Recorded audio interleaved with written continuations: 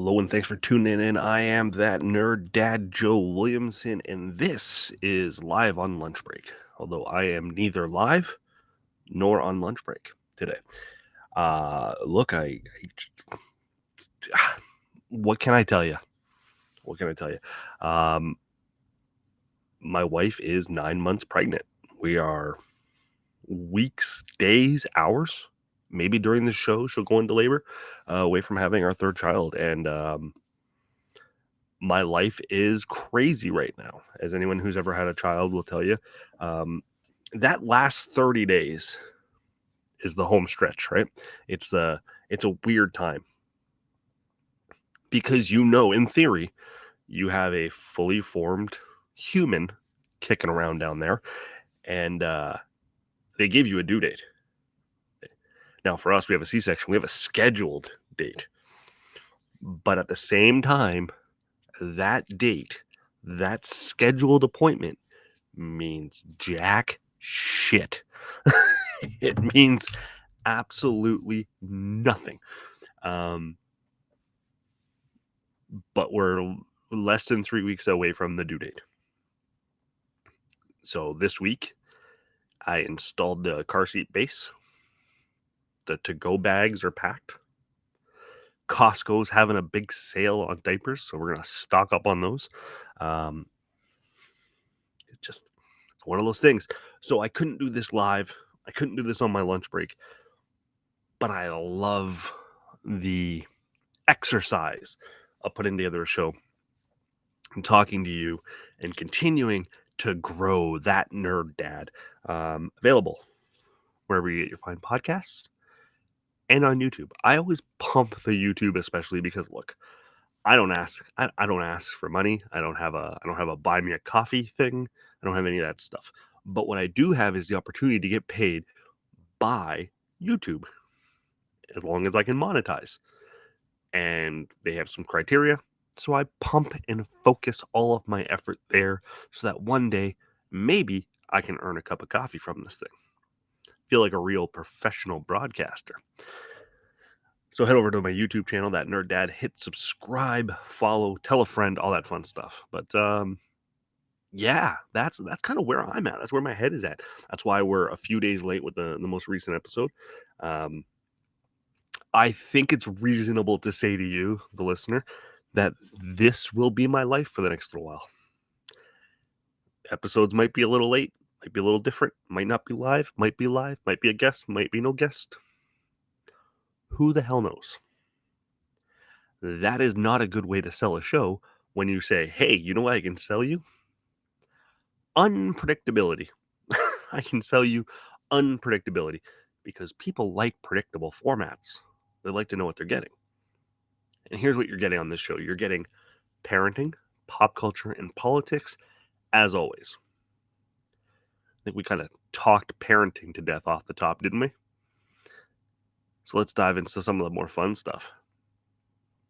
First up, for those who celebrate, it's March 10th. Happy Mario Day.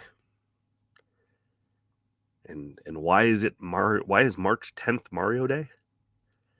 Well, because if you write March 10th in a short form, like MAR10, and you put it together, which no one really would, it kind of looks like the word Mario. That's it. That's the whole reason this became Mario Day, is it kind of looks like the word Mario. I don't know what the internet is a wild place. It's the same thing with like May the 4th be with you. That's why May 4th is Star Wars Day. It just kind of sounds like it. So the internet makes a big deal out of it. Now, this year in particular, it's a much bigger deal. And I have noticed more fanfare this year than normal.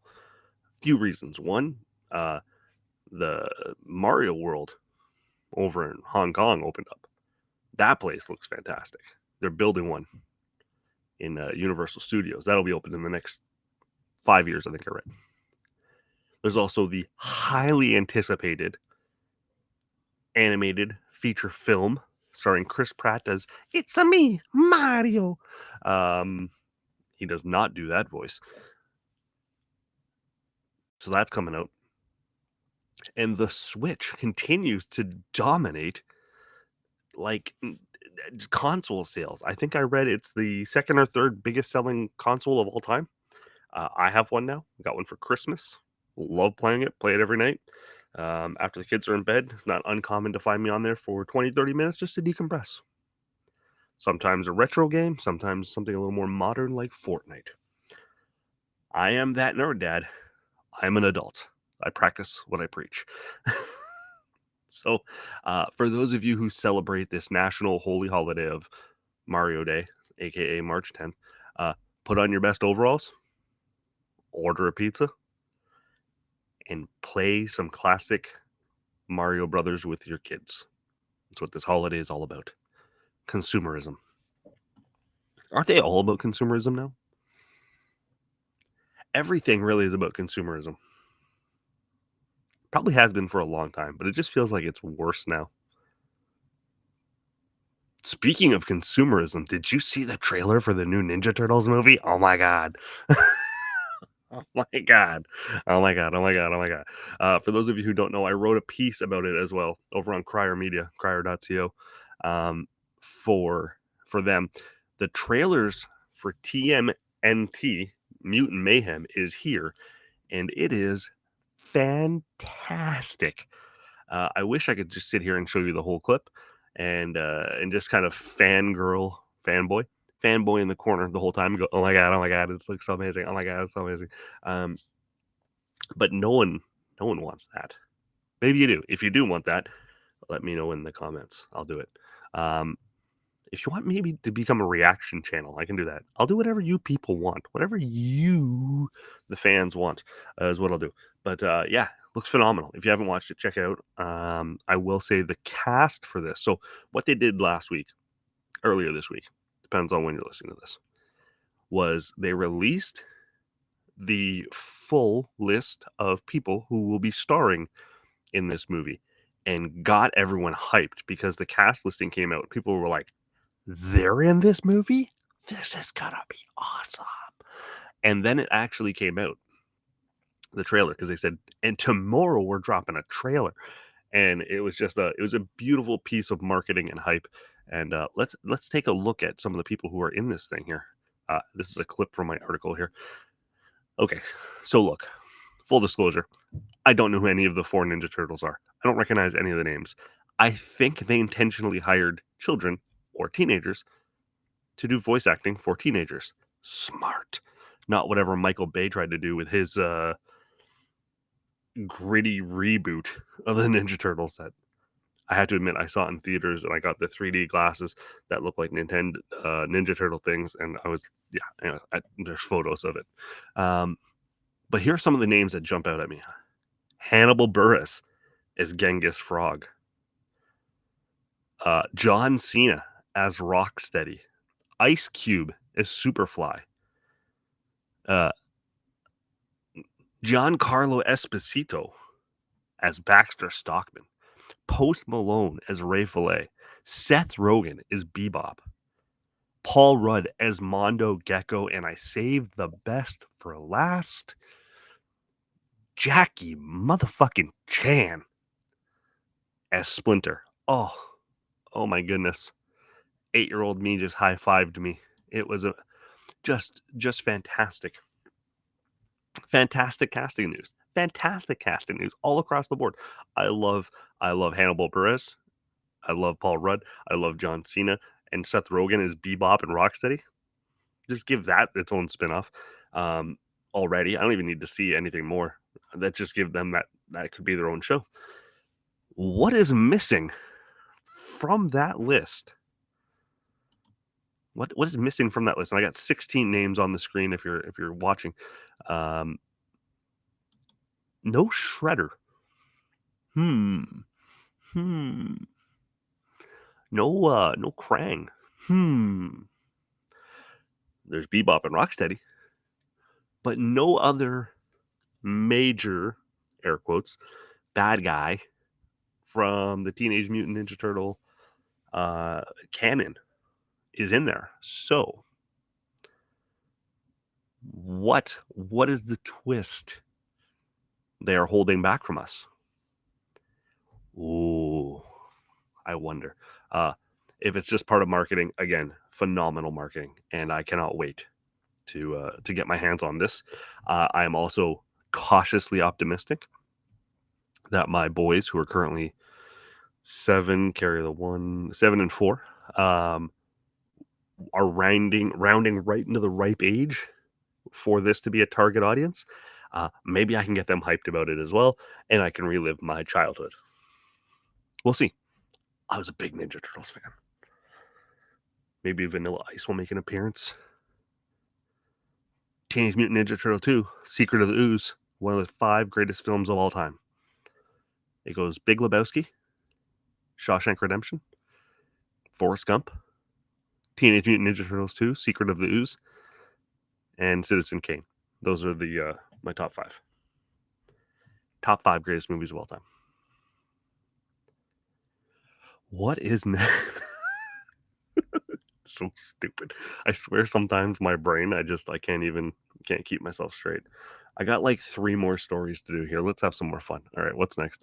Oh yeah. I honestly I read the headline for this and I was like, big whoop. An 81-year-old man survived on croissants and candy, or croissants if you're an American, croissants and candy for nearly a week while stuck in a snowbank. Big whoop. I survived on croissants and candy for nearly a month and no one said anything. I didn't get an article on CNN.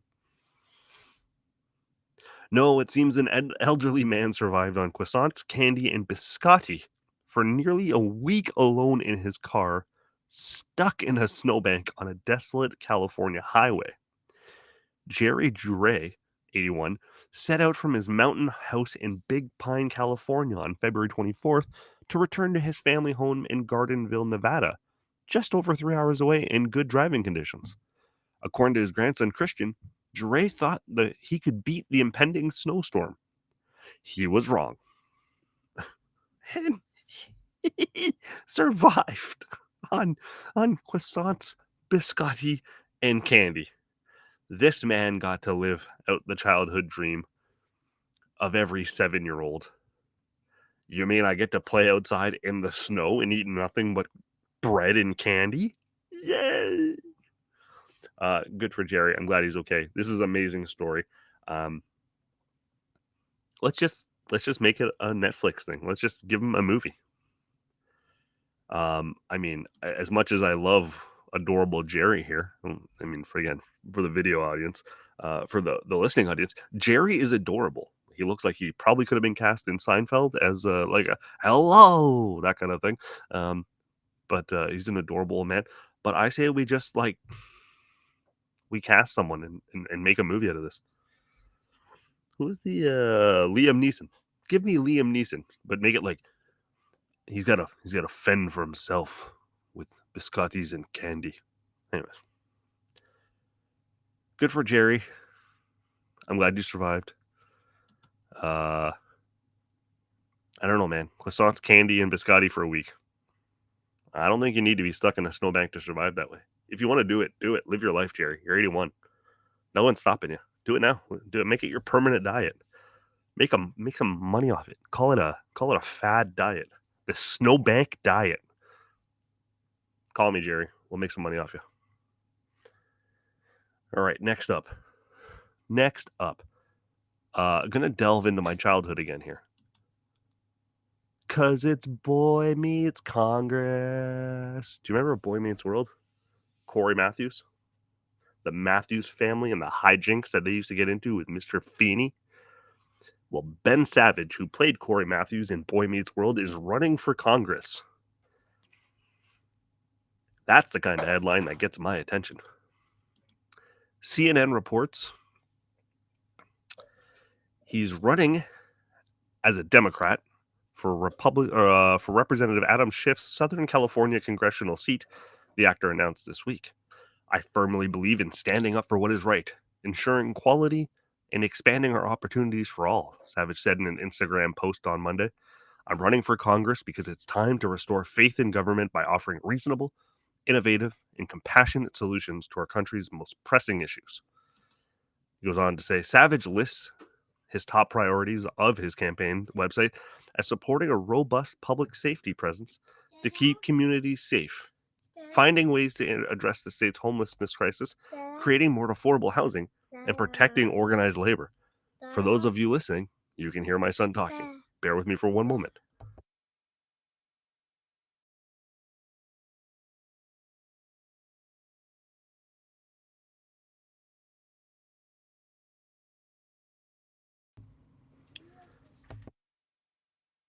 Yeah, you can take that. Go ahead. Go.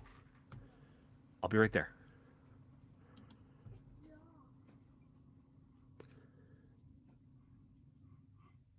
All right, I'll be right back. Once I'm literally just going to let it keep recording. This is parenting. Give it a second.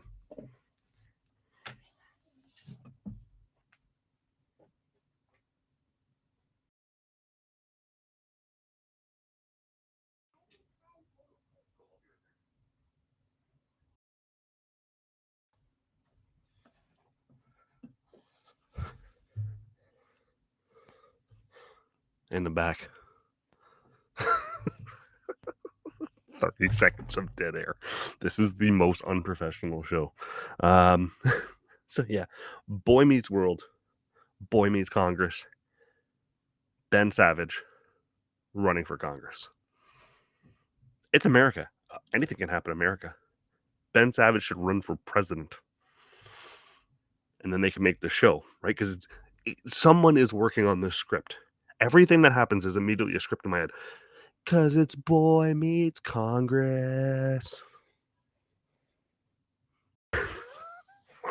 That's the politics news for today.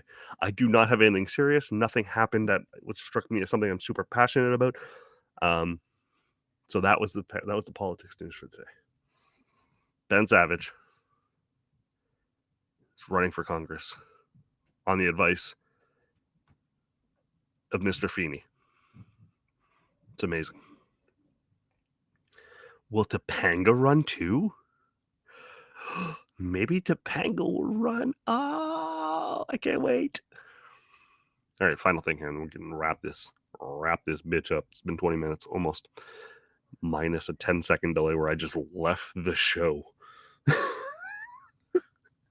I had to parent in real time. I don't care. This is what we do.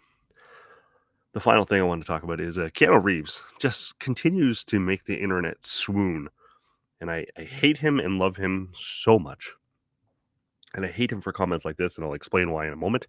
Keanu Reeves says, I did always want to play Wolverine. Huh? Keanu wanted to play Wolverine? All right. Ahead of the release of John Wick Chapter 4, Keanu Reeves took to Reddit to answer some AMA questions from fans. He was asked, has there ever been a role in your career that you regret turning down? And replied, no. But I did always want to play Wolverine. Why? Why do this to us, Keanu? Why? Why do this to it? You know we want you to play Wolverine now. Like, you know we want this to happen now. We want you to play Constantine, which, if the reports are true, the sequel is coming. We want you to play Neo. We want you to play Wolverine. We want you to play John Wick. We want you to be our dad. We just want you in our lives. So, Keanu Reeves, while I appreciate what you're doing, saying that you want to play Wolverine is just setting the internet ablaze for all the wrong reasons.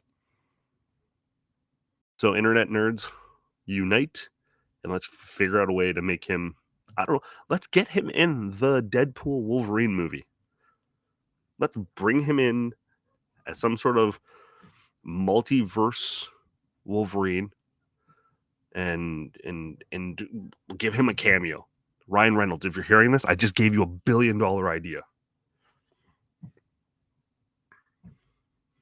That's it. That's the show. That's all I wanted to talk about today. Thank you for listening. Thank you for being patient with me as I parent my way through this show, as well as parent my way through just everything. Thank you for being along for the ride.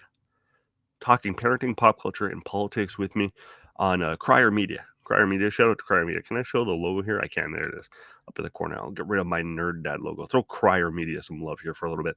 I'm doing more and more behind the scenes there. I will say my partnership with Mom Cave TV has come to an end. I would say mutual. No disrespect, but I ended it because I was giving so much time to Crier Media. I was giving so much time to my family. Plus, I have like a job I do regularly, and yeah. So I just felt I couldn't make it work with Mom Cave TV. So I let Jen know, the lovely Jen, that I wish her and her crew nothing but the best, and I continue to support them from afar, but I will not be in a formal capacity anymore. It's just me and Crier Media. They're my ride or die, bitch. Until next week, be well, be safe. Thanks for listening. Damn.